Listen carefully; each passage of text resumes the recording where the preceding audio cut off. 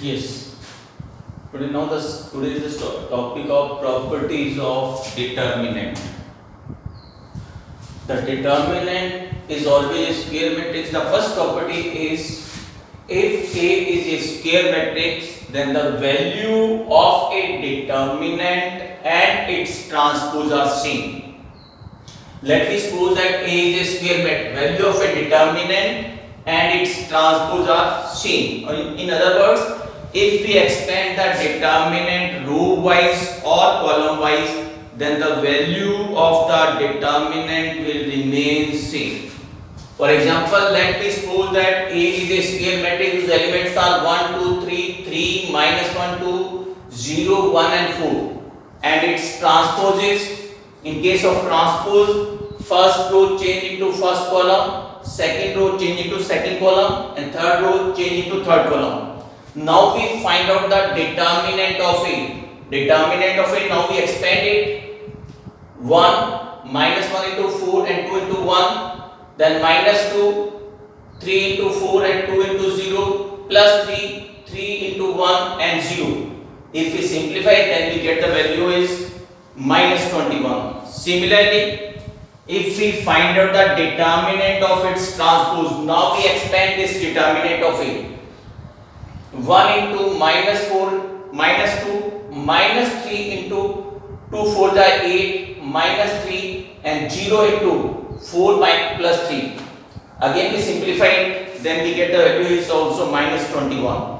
Therefore, the value of a determinant or its transpose are always same. So therefore, the first property of the determinant is the value of a determinant and its transpose are same. The second property,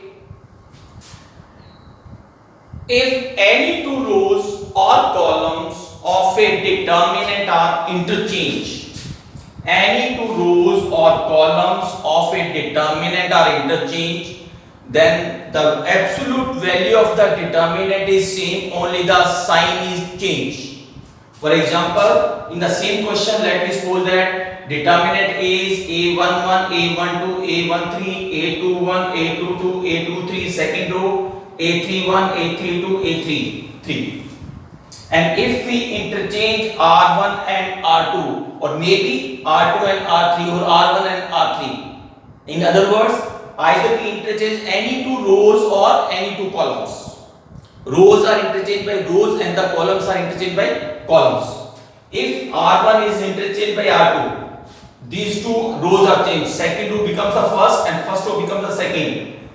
Only we put the sign is negative. The absolute value of the determinant will remain same. So therefore, any two rows or columns of a determinant are interchanged. The absolute value of the determinant is same. Only the sign is changed. If the absolute value is positive, then the sign is negative, and the absolute value is negative, then the sign is positive. The absolute value is same, only the sign is changed. The third property of the determinant, any two rows or columns of a determinant are identical. Any two rows or columns of a determinant are identical, then the value of the determinant is 0. May be identical or proportional. For example, let us suppose that A is the determinant whose elements are A, B, C, X, Y, Z and A, B, C. So R1 and R3 are identical. Therefore, the value of the determinant is 0. In other words, in the second determinant, let us suppose that A is the determinant. R1 is A, B, C and R2 K, A, K, B, K, C. And third row is X, Y, Z. R1 R2 is K times of R1, maybe columns also. If C1 is alpha times of C2 or C3, any two rows or columns of a determinant are proportional. The ratio between R1 and R2 is 1:K. Maybe R1 or R3.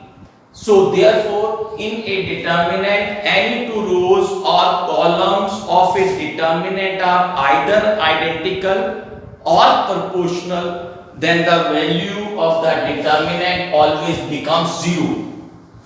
The property number 4, determinant property number 4, Let me suppose that A is a square matrix A, B, C, X, Y, Z, L, M, N, and B is a square matrix whose element first row is K times of A, K times of B, and K times of C, and the remaining second and third row are same. So therefore, the value of the determinant of B is K times of the determinant of A. How we can check? First, we find out the determinant of A, expand it. And now we find out the determinant of B. Now we expand this determinant Ka Yn minus Mz minus Kb Xn minus Lz and plus Kc Xm minus Yl. And now we check K is common from these three multiples. Then we get this. And what is this? This part. This part is the determinant of A.